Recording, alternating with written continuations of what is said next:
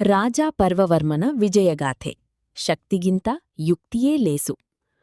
ಕುಂತಲ ದೇಶ ಎಂಬ ಸುಂದರ ಸಾಮ್ರಾಜ್ಯ. ಅಲ್ಲಿನ ಸಿಂಹಾಸನವನ್ನೇರಿದ್ದು ಕೇವಲ 15 ವರ್ಷದ ಬಾಲಕ ರಾಜ ಪರ್ವವರ್ಮ. ವಯಸ್ಸಿನಲ್ಲಿ ಚಿಕ್ಕವನಾದರೂ ಆತನಲ್ಲಿ ಅಪ್ರತಿಮ ಧೈರ್ಯ ಮತ್ತು ತನ್ನ ರಾಜ್ಯವನ್ನು ರಕ್ಷಿಸಬೇಕೆಂಬ ಹಂಬಲವಿತ್ತು. ಆದರೆ ಕುಂತಲ ದೇಶದ ಸುತ್ತಲೂ ಪ್ರಬಲ ಶತ್ರುರಾಜರುಗಳ ಕಣ್ಣಿತ್ತು. ಬಾಲಕರಾಜನನ್ನು ಸೋಲಿಸಿ ರಾಜ್ಯವನ್ನು ವಶಪಡಿಸಿಕೊಳ್ಳಲು ಅವರು ಹೊಂಚು ಹಾಕುತ್ತಿದ್ದರು.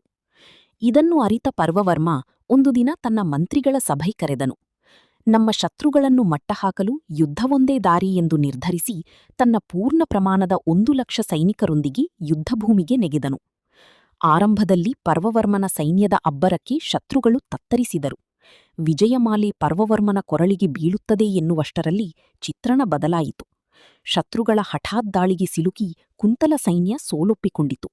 ರಾಜ ಹೇಗೋ ಪ್ರಾಣ ಉಳಿಸಿಕೊಂಡು ಅರಮನೆಗೆ ಮರಳಿದನು. ಅರಮನೆಗೆ ಬಂದ ರಾಜನಿಗೆ ನಿದ್ರೆ ಹತ್ತಲಿಲ್ಲ.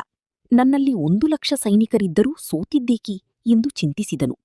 ಪರಿಹಾರ ಸಿಗದೆ ಮತ್ತೊಮ್ಮೆ ಅದೇ ಶತ್ರುರಾಜನ ವಿರುದ್ಧ ಯುದ್ಧ ಸಾರಿದನು. ಆದರೆ ಈ ಬಾರಿ ಪರಿಸ್ಥಿತಿ ಇನ್ನೂ ಘೋರವಾಗಿತ್ತು. ಕೇವಲ 10,000 ಸೈನಿಕರಿದ್ದ ಶತ್ರು ಸೈನ್ಯದ ಎದುರು 1,00,000 ಸೈನಿಕರಿದ್ದ ಪರ್ವವರ್ಮ ಮತ್ತೆ ಸೋಲನ್ನಪ್ಪಿದನು. ಮಂತ್ರಿಗಳಿಗೂ ಈ ಸೋಲಿಗೆ ಕಾರಣ ತಿಳಿಯದಾಯಿತು. 3ನೇ ಬಾರಿ ಇನ್ನೂ ಹೆಚ್ಚಿನ ಸಿದ್ಧತೆಯೊಂದಿಗೆ ಹೋದರೂ ಫಲಿತಾಂಶ ಮಾತ್ರ ಸೋಲೇ ಆಗಿತ್ತು. ಹತಾಶನಾದ ಪರ್ವವರ್ಮ ಈ ಬಾರಿ ಒಂದು ಅಚ್ಚರಿಯ ನಿರ್ಧಾರ ಮಾಡಿದನು. ಶಸ್ತ್ರಗಳನ್ನು ತ್ಯಜಿಸಿ ಒಬ್ಬನೇ ತನ್ನ ಶತ್ರುರಾಜನ ಬಳಿ ಹೋಗಿ ನನ್ನ ಸೋಲಿಗೆ ಕಾರಣವೇನು ಎಂದು ಕೇಳಲು ನಿರ್ಧರಿಸಿದನು. ರಾಜನ ಧೈರ್ಯವನ್ನು ಮೆಚ್ಚಿದ ಆ ಶತ್ರುರಾಜ ಪರ್ವವರ್ಮನನ್ನು ಗೌರವದಿಂದ ಬರಮಾಡಿಕೊಂಡು ಆಸನ ನೀಡಿದನು. ಪರ್ವವರ್ಮ ವಿನಯದಿಂದ ಕೇಳಿದನು, ರಾಜನೇ, ನನ್ನ ಬಳಿ ನಿನಗಿಂತ 10 ಪಟ್ಟು ಹೆಚ್ಚು ಸೈನ್ಯವಿತ್ತು. ಆದರೂ ನಾನು ಪದೇ ಸೋಲುತ್ತಿರುವುದಕ್ಕೆ ಕಾರಣವೇನು? ಆಗ ಆ ರಾಜ ನಗುತ್ತಾ ಉತ್ತರಿಸಿದನು, ಪರ್ವವರ್ಮನೇ, ಯುದ್ಧ ಗೆಲ್ಲಲು ಕೇವಲ ಸೈನಿಕ ಬಲ ಅಥವಾ ದೇಹದ ಶಕ್ತಿ ಇದ್ದರೆ ಸಾಲದು. ಅದರ ಜೊತೆಗೆ ತಂತ್ರಗಾರಿಕೆ ಇರಬೇಕು. ನಿನ್ನ ಬಳಿ ಸೈನ್ಯವಿತ್ತು, ಆದರೆ ಆ ಸೈನ್ಯವನ್ನು ಯಾವ ಸಮಯದಲ್ಲಿ ಹೀಗೆ ಬಳಸಬೇಕು ಎಂಬ ಯೋಜನೆಯ ಕೊರತೆಯಿತ್ತು. ಶತ್ರುಗಳ ಬಲಹೀನತೆಯನ್ನು ಅರಿತು ದಾಳಿ ಮಾಡುವ ಬುದ್ಧಿವಂತಿಕೆ ಇರಲಿಲ್ಲ. ಬಲವು ಆನೆಯಂತಿದ್ದರೆ ತಂತ್ರಗಾರಿಕೆಯು ಆನೆಯನ್ನು ನಿಯಂತ್ರಿಸುವ ಅಂಕುಶದಂತೆ.